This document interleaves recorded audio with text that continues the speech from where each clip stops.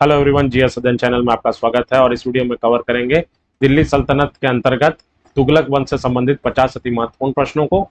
और ये सभी प्रश्न या तो परीक्षा में प्रीवियस ईयर में पूछे गए हैं या पूछने की संभावना है, तो सीखने के लिए वीडियो के अंत तक बने रहेंगे। और जिन लोगों ने चैनल पर पहली बार विजिट किया है वो सब्सक्राइब करें। तो आइए पहला प्रश्न देखते हैं कि गाजी मलिक किस वंश का संस्थापक था। गाजी मलिक किस वंश का संस्थापक था? ए खिलजी, बी तुगलक, सी सैयद या डी लोधी वंश का संस्थापक था। सही उत्तर है बी, तुगलक वंश का संस्थापक था गाजी मलिक। और इसने खिलजी वंश के अंतिम शासक नासरुद्दीन, याद रखिएगा ये भी इंपॉर्टेंट पॉइंट है जो मैं आपको बता रहा हूं, नासरुद्दीन खुसरो शाह की हत्या कर तुगलक वंश की स्थापना की थी। सो बी करेक्ट आंसर है। नेक्स्ट क्वेश्चन, गाजी मलिक या गाजी तुगलक निम्नलिखित में से किस शासक का वास्तविक नाम है? गयासुद्दीन तुगलक, अबू बकर, मोहम्मद बिन तुगलक या डी फिरोज तुगलक। सही गाजी तुगलक जो है नाम, वास्तविक नाम ए गयासुद्दीन तुगलक का, ए सही answer. Next question, Ghiyasuddin Tughlaq ने कितनी बार मंगोल आक्रमण को विफल किया था? कितनी बार गयासुद्दीन तुगलक ने मंगोल आक्रमण को विफल किया? ए 29 बार, बी 15 बार, सी 45 बार या डी 35 बार। कितनी बार? सही आंसर है ए 29 बार। गयासुद्दीन तुगलक ने 29 बार मंगोल आक्रमण को विफल किया था। Right answer A. Next question, Ghiyasuddin Tughlaq ने निम्नलिखित में कौन सा कार्य किया था? ए डाक प्रणाली को पूर्णतः व्यवस्थित किया था, बी कृषि आपदा, अकाल या अनावृष्टि की स्थितियों में राजस्व की छूट देने की नीति अपनाई, पहली बार सिंचाई के लिए कुएं तथा नहरों का निर्माण करवाया या डी उपरोक्त सभी। तो ये तीनों कार्य जो थे वो गयासुद्दीन तुगलक के द्वारा किए गए थे। डाक प्रणाली को व्यवस्थित किया, कृषि आपदा की स्थिति में राजस्व की छूट देने की नीति अपनाई, और पहली बार, याद रखें बहुत इंपॉर्टेंट है, अलग अलग प्रश्न भी बन सकता है इसलिए ध्यान से पढ़ेंगे, पहली बार सिंचाई के लिए कुओं तथा नहरों का निर्माण करवाया। अगर प्रश्न पूछा जाता है तो आपका आंसर होगा कि गयासुद्दीन तुगलक के द्वारा। चलिए अगला प्रश्न की ओर चलते हैं।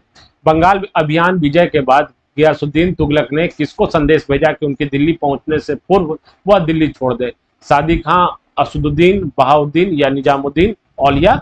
सही उत्तर है डी निजामुद्दीन औलिया को बंगाल अभियान विजय के बाद गयासुद्दीन तुगलक ने संदेश भिजवाया था कि वो दिल्ली पहुंचने से पूर्व ही दिल्ली छोड़ दे। डी राइट आंसर है। नेक्स्ट क्वेश्चन, दिल्ली अभी दूर है यह चेतावनी किस सुल्तान को दी गई थी?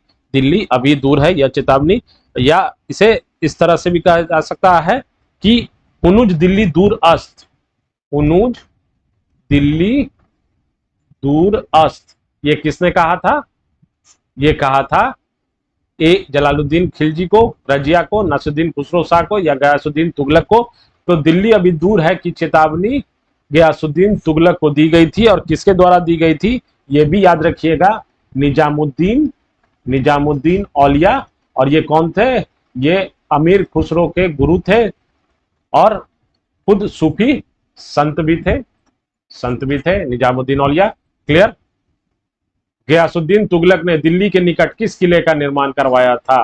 किसने? गयासुद्दीन तुगलक ने आदिलाबाद, तुगलकाबाद, सुल्तानगढ़ी या शाहजहानाबाद, किसका निर्माण कराया था? सही उत्तर है बी, तुगलकाबाद का निर्माण दिल्ली के निकट गयासुद्दीन तुगलक ने करवाया था। नेक्स्ट क्वेश्चन, गयासुद्दीन तुगलक की मृत्यु के बाद दिल्ली की गद्दी पर कौन बैठा? गयासुद्दीन तुगलक की मृत्यु के बाद दिल्ली की गद्दी पर कौन बैठा? ए अबू बकर, गयासुद्दीन तुगलक, मोहम्मद बिन तुगलक या फिरोज तुगलक। सही उत्तर है ऑप्शन सी, मोहम्मद बिन तुगलक गयासुद्दीन तुगलक की मृत्यु के बाद दिल्ली की गद्दी पर बैठा था। और गयासुद्दीन तुगलक की मृत्यु कब हुई थी? 1325 ईस्वी में। क्लियर? नेक्स्ट, मोहम्मद बिन तुगलक का वास्तविक नाम क्या था? मोहम्मद बिन फरीद खां, जूना खां, निजाम खां या डी इमादी, क्या नाम था? सही उत्तर जूना खां मोहम्मद बिन तुगलक का वास्तविक नाम था, बी। गयासुद्दीन तुगलक ने निम्न में से कौन सी उपाधि प्रदान कर मोहम्मद बिन तुगलक को अपना युवराज घोषित किया था? कौन सी उपाधि? सिकंदर सानी, अल इमाम, रैयते आला या उलुग खां। सही उत्तर है ऑप्शन डी, उलुग खां की उपाधि गयासुद्दीन तुगलक ने मोहम्मद बिन तुगलक को दी थी और युवराज घोषित किया था। D right answer. Next question, Delhi सल्तनत का सर्वाधिक विद्वान शासक जो खगोल शास्त्र, गणित एवं आयुर्विज्ञान सहित अनेक विद्याओं में माहिर था, वो कौन शासन था? तो अलाउद्दीन खिलजी, इल्तुतमिश, मोहम्मद बिन तुगलक या डी सिकंदर लोदी।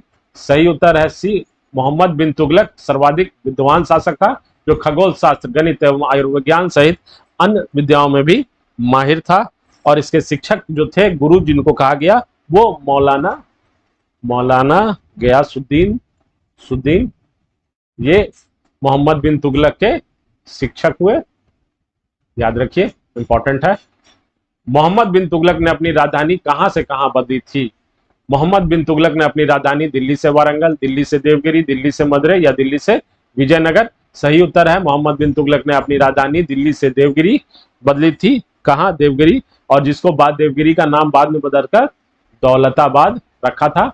तो इससे कंफ्यूज ना होंगे, कहीं कहीं आपको प्रश्न मिलेगा कि मोहम्मद बिन तुगलक ने अपनी राजधानी कहां बनाई, जिसमें आपको ऑप्शन में दौलताबाद था रहेगा, तो देवगिरी का नाम बदलकर दौलताबाद रखा गया था।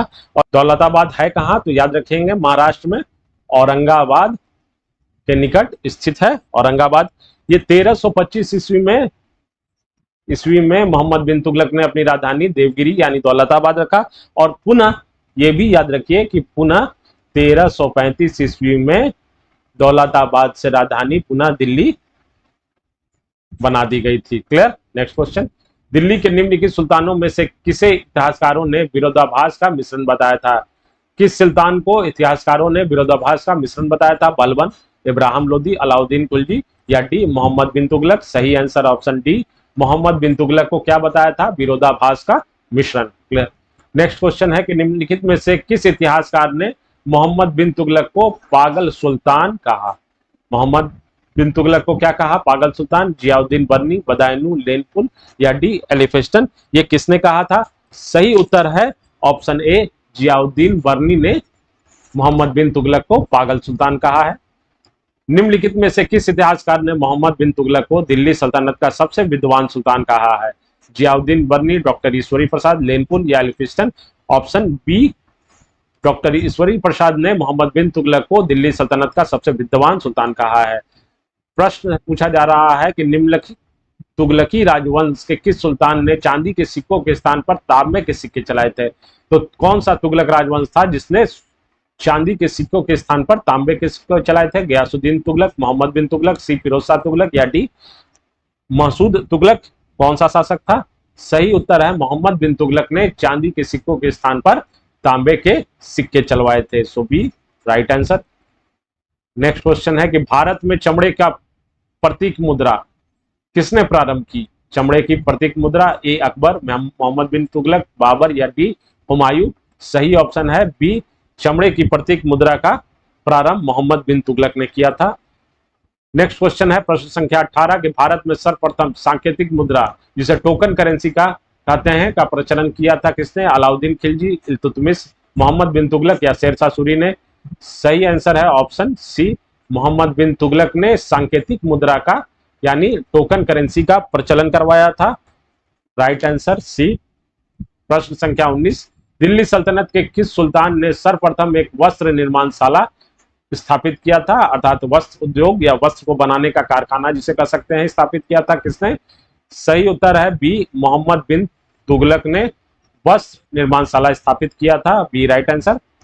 निम्नलिखित में से किस सुल्तान ने सती प्रथा रोकने का प्रयास किया था? सती प्रथा जो मैंने अपने एंशियंट के वीडियो में आपको बताया है कि सती प्रथा का उल्लेख कहाँ मिला है, सती प्रथा कब से शुरू हुई है, ये सभी बातें मैंने एंशियंट हिस्ट्री, तो अगर एंशियंट हिस्ट्री के सभी महत्वपूर्ण चैप्टर वाइज एमसीक्यू देखना है तो जीएस अध्ययन चैनल पर आप सब्सक्राइब कर सकते हैं। इसके साथ साथ आप पॉलिटी और ज्योग्राफी के भी एमसीक्यू वहां आपको मिलेंगे।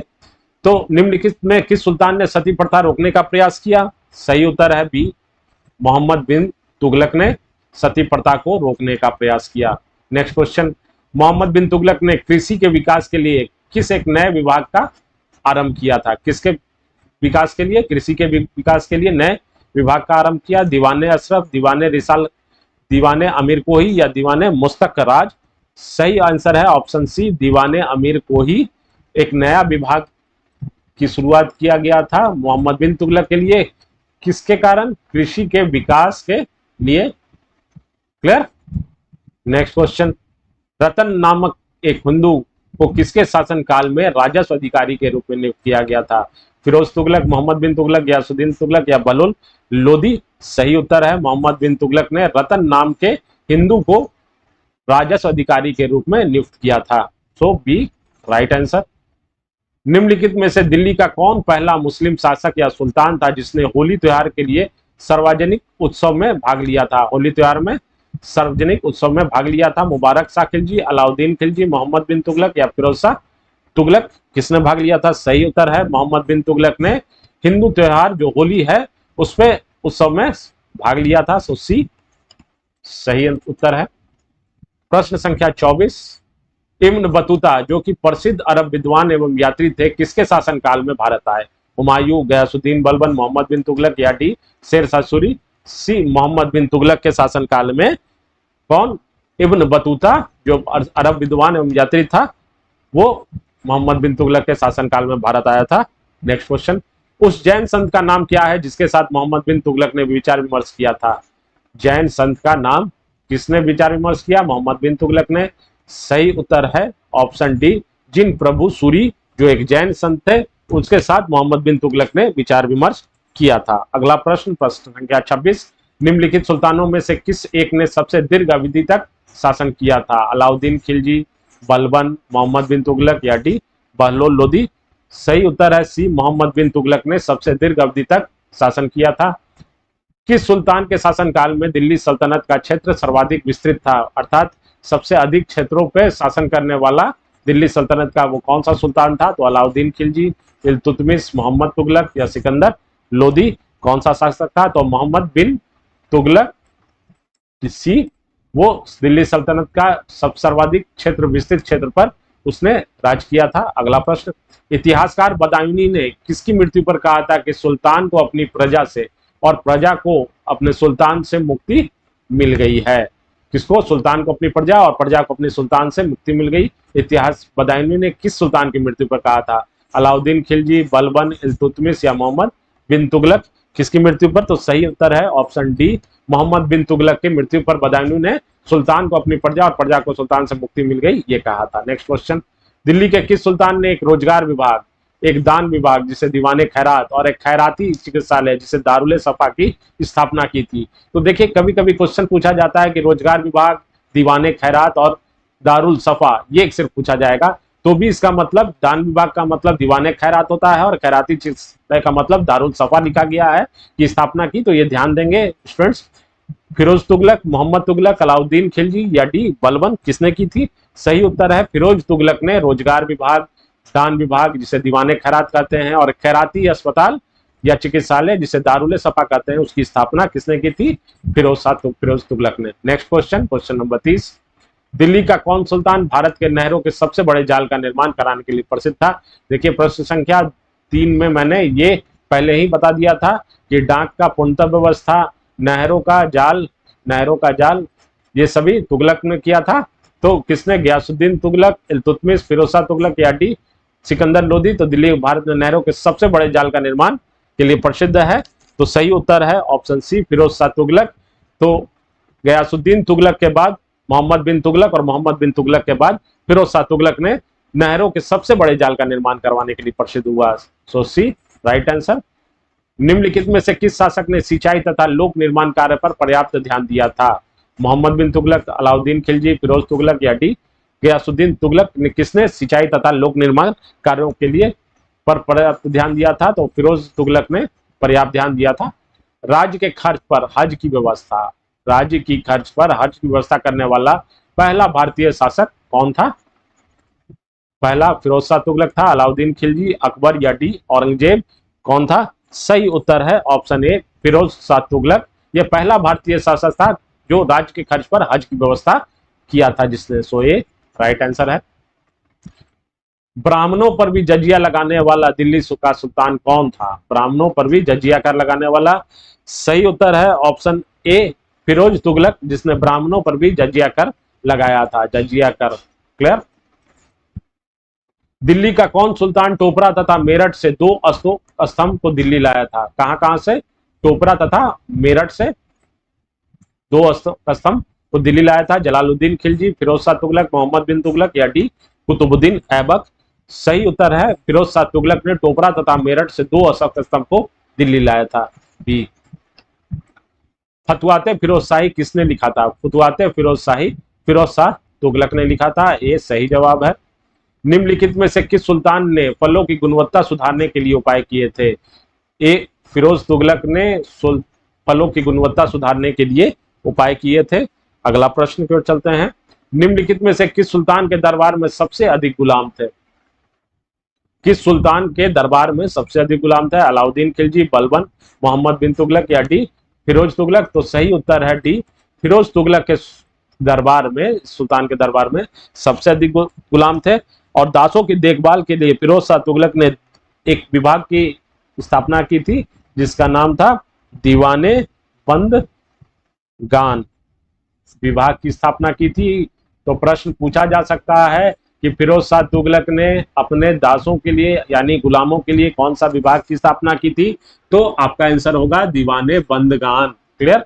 Next question. निम्नलिखित में से किस सुल्तान ने कुतुब मीनार की 5वीं मंजिल का निर्माण कराया था? देखिए, पहले कुतुब मीनार का निर्माण तो कुतुबुद्दीन ऐबक के द्वारा शुरू किया गया था, परंतु इसके बाद धीरे धीरे अलग अलग मंजिलों का निर्माण हुआ था, परंतु जो 5वां मंजिला का निर्माण कराया था वो किसके द्वारा करवाया गया था? याद रखेंगे, फिरोज शाह तुगलक के द्वारा 5वीं मंजिले का, कुतुब मीनार की 5वीं मंजिले का निर्माण फिरोज शाह तुगलक के द्वारा करवाया गया था। Next question. फिरोजाबाद, हिसार, फतेहाबाद, जौनपुर तथा फिरोजपुर नामक नगर की स्थापना किसने की थी? ये सभी नगरों की स्थापना फिरोज शाह तुगलक के द्वारा करवाई गई थी। और जौनपुर का नाम सिराजे हिंद के नाम से भी जाना जाता है, हिंद के नाम से जाना जाता था, सिराजे हिंद। Next question. दिल्ली के किस सुल्तान ने सैन्य सेवा को वंशानुगत किया? किस सुल्तान ने सैन्य सेवा को वंशानुगत किया? सही उत्तर है फिरोज शाह तुगलक ने सैन्य सेवा को वंशानुगत किया था। ए राइट आंसर। दिल्ली सल्तनत के किस सुल्तान की उत्पत्ति हिंदू मां से हुई थी? फिरोज शाह तुगलक, मोहम्मद तुगलक, इब्राहिम शाह चरकी या डी सिकंदर लोधी? तो किसकी मां थी जो एक हिंदू थी? तो फिरोज शाह तुगलक की मां एक हिंदू थी। सो ए राइट आंसर है। अगला प्रश्न। 1388 ईस्वी में फिरोज शाह तुगलक की मृत्यु के बाद दिल्ली सल्तनत का अगला सुल्तान कौन बना था? फिरोज शाह तुगलक की मृत्यु के बाद अगला सुल्तान कौन बना था? सही आंसर है गयासुद्दीन तुगलक शाह द्वितीय, ये अगला सुल्तान बना था। D is the right answer. Next question. Delhi सल्तनत के तुगलक राजवंश का अंतिम शासक निम्नलिखित में से कौन था? गयासुद्दीन तुगलक शाह द्वितीय, फिरोज शाह तुगलक, नासिरुद्दीन मोहम्मद या नसरत शाह? कौन सा था? सही उत्तर है नसरुद्दीन महमूद, ये तुगलक राजवंश का अंतिम शासक था। सी। तैमूर ने किसके काल में भारत पर आक्रमण किया और दिल्ली को लूटा? मोहम्मद बिन तुगलक, इल्तुतमिश, नासिरुद्दीन महमूद या बहलोल लोधी? किसके शासन काल में? नसरुद्दीन महमूद के शासन काल में तैमूर, जिसे तैमूर लंग कहा गया है, तैमूर लंग पूरा नाम, उसने भारत पर आक्रमण किया था नासिरुद्दीन महमूद के शासनकाल में और दिल्ली को लूटा था। अगला प्रश्न। तैमूर लंग ने किस वर्ष भारत पर आक्रमण किया था? तैमूर लंग ने किस वर्ष भारत पर आक्रमण किया था? 1398 ईस्वी में तैमूर लंग ने भारत पर आक्रमण किया था। Next question. किस वंश के सुल्तानों ने सबसे अधिक समय तक शासन किया था? किस वंश के सुल्तानों ने? खिलजी वंश, तुगलक वंश, दास वंश या लोधी वंश? सही उत्तर है ऑप्शन बी, तुगलक वंश ने सबसे अधिक समय तक दिल्ली पर शासन किया था, अर्थात दिल्ली सल्तनत के तुगलक वंश ने सबसे अधिक समय पर शासन किया। सो बी राइट आंसर है। तो वीडियो पसंद पड़ा हो तो लाइक शेयर सब्सक्राइब जरूर करेंगे और ध्यान से सभी प्रश्न किसी न किसी परीक्षा में पूछे गए हैं, तो बहुत ही महत्वपूर्ण प्रश्नों की श्रृंखला थी। और अगर इसका आपको पीडीएफ चाहिए तो टेलीग्राम पर आप एक्सेस कर सकते हैं। धन्यवाद। मिलते हैं सैयद एवं लोधी वंश में, सैयद एवं लोधी वंश में। क्लियर। धन्यवाद। थैंक्स।